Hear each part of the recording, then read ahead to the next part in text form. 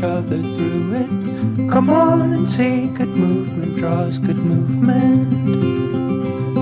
Welcome to Good Movement Draws Good Movement, the podcast where farmers, ranchers, and rural folks can grow relationally through awareness, understanding, and effective communication. Hey, it's T. I'm your host, and I, along with my guests, will be covering topics related to drawing good movement. Things like self and social awareness, brain science, positive psychology, extending grace, and so much more. We'll share tools that can help you understand why you are the way you are, why others are the way they are, and how you can use that to step out of self-told lies with grace and compassion to draw good movement in conversations, relationships, and life in rural America. Let's go draw good movement. Welcome back to the Good Movement Draws Good Movement podcast. Today's episode is inspired by conversation that was sparked from episode 105 and my sharing about episode 105 on social media. If you'll recall, episode 105 was titled Comfortably Numb, When Calm Becomes Disconnection.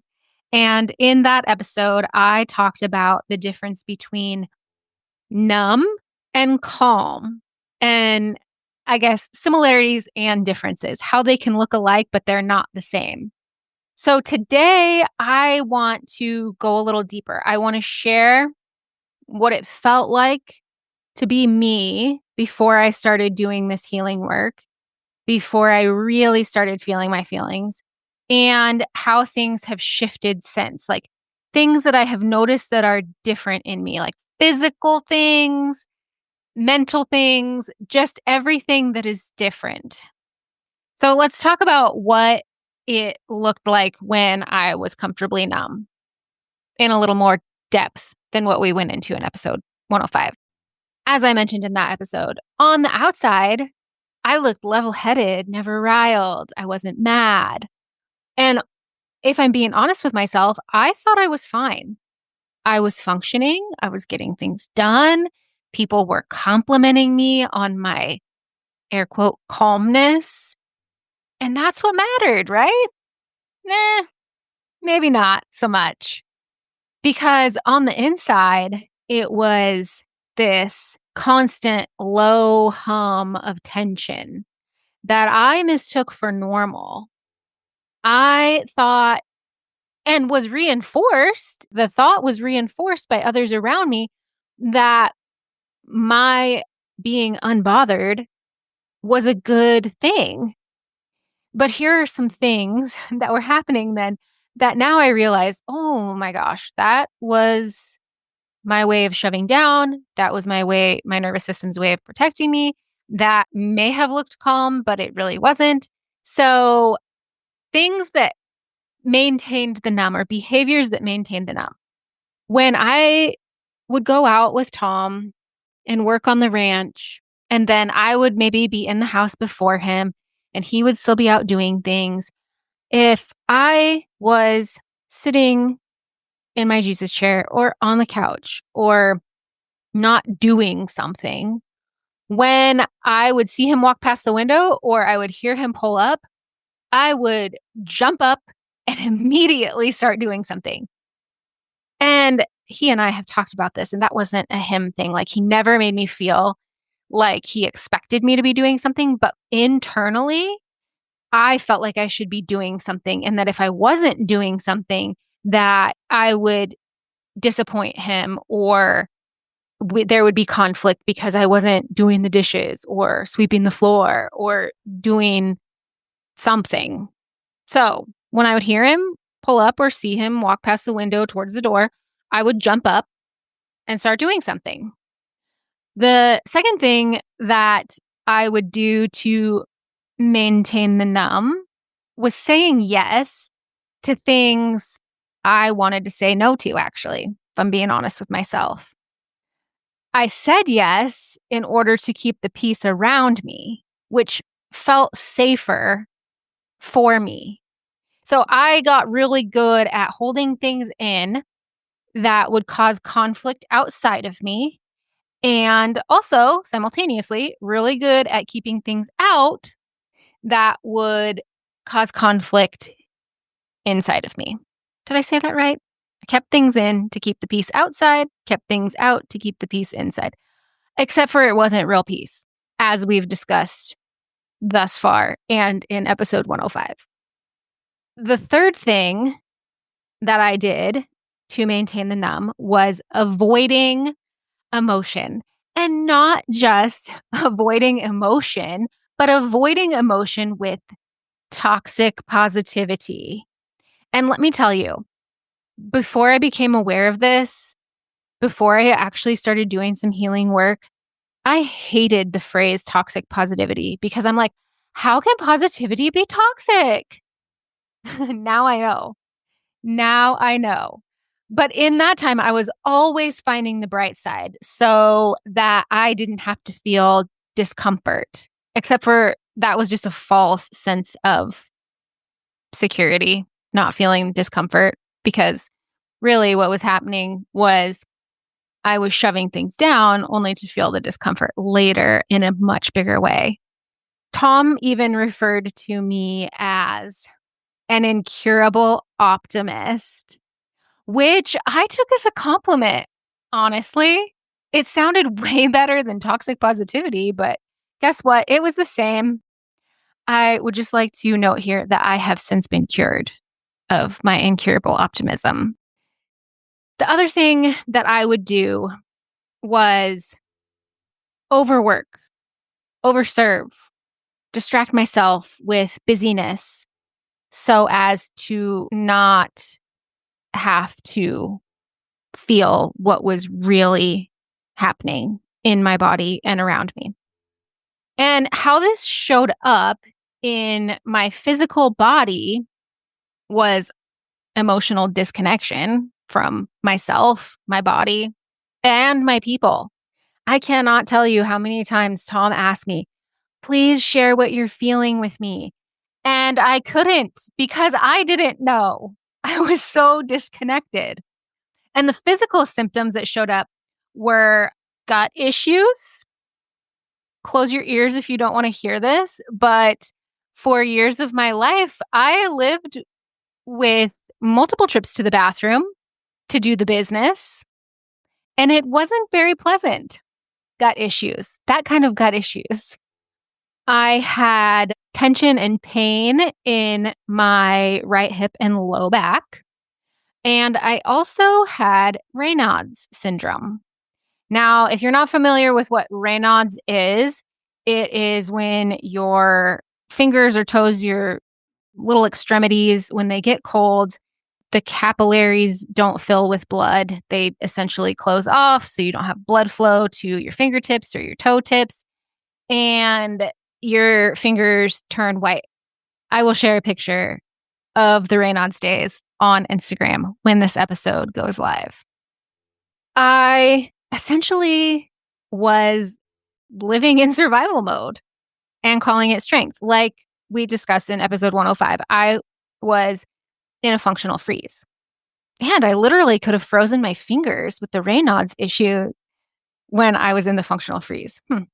I didn't even recognize, I guess I should say, I didn't even recognize that the Raynaud's might have been a symptom of my survival mode until I saw a friend on Instagram talking about how since she had been doing some healing work, her fingers and toes weren't as cold as they used to be. Not that she was experiencing Raynaud's, but just that was like a light bulb moment for me that my Raynaud's was probably a symptom of my survival mode. So what this looks like now that I have done some healing work over the last several years is my eye contact is improved. If we meet face to face, it could get uncomfortable with the strength of my eye contact. Because before, I really could not hold eye contact. It was too uncomfortable for me. I was shifty and couldn't look you in the eye for very long. I fidget less now. My nervous system doesn't feel like I need to be moving. My Raynaud's, I honestly can't remember the last one. I think it's been a couple of winters since I had an episode of Raynaud's. My gut and digestion are regular, like a regular once a day visit person. My hip and back pain, my right hip and back pain are gone. Turns out stress and tension store themselves in your body when you don't release them, when you're trying to be unbothered by life. All of that gets stored in your body and it can cause pain, like in my right hip and low back. After I had started into some of the inner work and emotional healing, I went ahead and scheduled a chiropractor appointment. And our chiropractor said, "Did you know that your right leg is an inch longer than your left leg?" And I was like, "Sure didn't." But it makes sense knowing what I know now. Now I also feel my feelings in real time rather than after the fact or never. And I'm going to get into how I learned how to do that again here in a little bit. But let me just say this. I used to be so averse to anger and conflict that I would shove that down at all costs. I mean, Tom said, "You never get mad." And so when you are mad, then I know it's pretty serious. But the truth is I was angry before. I just never acknowledged it. And now it feels good. It feels good in my body to say no and express healthy aggression and boundaries and honesty. All of that feels good, like actually good. So, all of those physical and emotional things have happened since I've done this healing work. And also, I have a deeper, more genuine connection with my people, with Tom, with our kids, with family, with friends, because I am able to now feel safe enough to show up authentically as T. And I can also recognize other people's emotions without taking them on or trying to manage them, which was also something that I did in order to maintain the numbness happening before. I didn't mention it then, but I did do that. I'm no longer performing for approval. I'm showing up as me, T. So since episode 105 came out and I shared about it on social media, I've been asked how I went from numb to real calm. And I mean, the Cliff's Notes is I started feeling my feelings. But here's how I did that. Because I say that and then people are like, "Well, how do you do that?" Because that's what I said. How do you feel your feelings? I don't know what that means. So here's what I did to start feeling again and get from numb to real calm. The first thing I did was found someone who I could sit with, who provided a safe space for me to feel what I needed to feel. Because honestly, if you don't feel safe, you're probably not going to be able to feel, because we have to be in a safe space. Otherwise, our nervous system is taking over to keep us safe and protect us. And moral of the story is you need a safe space to feel, whether that's with someone present or not. But for me, it was helpful to have someone present. And I think it's probably helpful for a lot of us to have someone present. But if you're not comfortable with that, then create your own safe space where you can do this. But I saw Jada Dobesh, and what she did for me, honestly, was witness me feeling. And she guided me into how to actually move those feelings through my body. And this is where I really started to learn to feel again. Then I did the Safe and Sound protocol, which I had been working with Jada for a couple of years before I added in the Safe and Sound protocol. Like I was in a pretty good space feeling my feelings. And then when I learned that I grew the cancer earlier this year, I decided to add the Safe and Sound protocol with my friend. Kelly Green. And what the Safe and Sound protocol is it uses music. I actually don't know all the science behind it, but music run through a special filter and it helps you regulate your nervous system. So it helps you reset your nervous system, I guess I should say. Again, when I learned that I grew the cancer, I doubled down or tripled down, whatever you want to say. I kept seeing Jada. I added Safe and Sound protocol and I added the welcoming prayer. So essentially, the welcoming prayer opens you up to whatever is going to come to you, knowing that God has got you and He has healing power. And I still do the welcoming prayer as a sort of maintenance sort of situation. Other things that I do in order to remain calm and not numb are intentional breathing. We've talked about that on this podcast a little bit. I try to slow down. In all honesty, I just like going fast. So sometimes I'm not very good at slowing down, but I do try to slow down and notice and be mindful of my surroundings, my body, etc. Some mindset shifts that have happened since then is I'm not so much about fixing myself anymore as I am about feeling. I don't think that I need to fix anything. I don't think that anything was actually wrong. I was just operating from a place of sympathetic nervous system survival mode, which was meant to keep me safe. And it did for a while until it didn't, until it wasn't working that way anymore. I have switched my mindset from control and judgment to that of curiosity, which again, these things didn't just happen. It wasn't like, okay, now I decide that I'm not going to be judgmental anymore. I'm only going to be curious. No, I had to get to a place of safety and being able to feel before I could make these mindset shifts. But again, I've switched from numbing to noticing, and I've stopped trying to manage other people's comfort and started tending to my own nervous system, which maybe sounds a little bit harsh and a little bit selfish, but I want to assure you that when we take care of our nervous system, our emotional, our mental health, we are by default taking care of our people, because good movement draws good movement and good movement starts with us. When we are making sure that we are tending to our mental, emotional, nervous system needs, we are growing our capacity to care for those around us.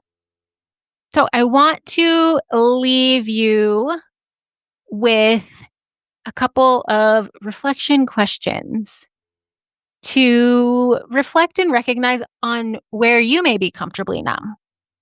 Where are you saying yes when you mean no?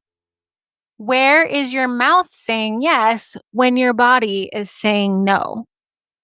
Where are you trying to manage the feelings and emotions of those around you without recognizing your own feelings and emotions?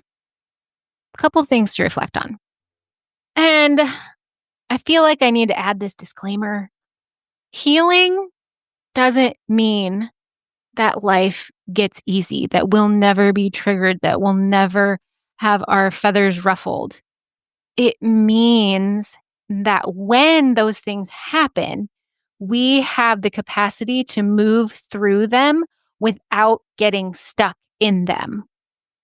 And also, if you have any questions about how to move from numb to real calm, or this is something that you're interested in doing more work around, please, please, please do not hesitate to reach out to me. This is a lot of what we work on inside my one-on-one guidance.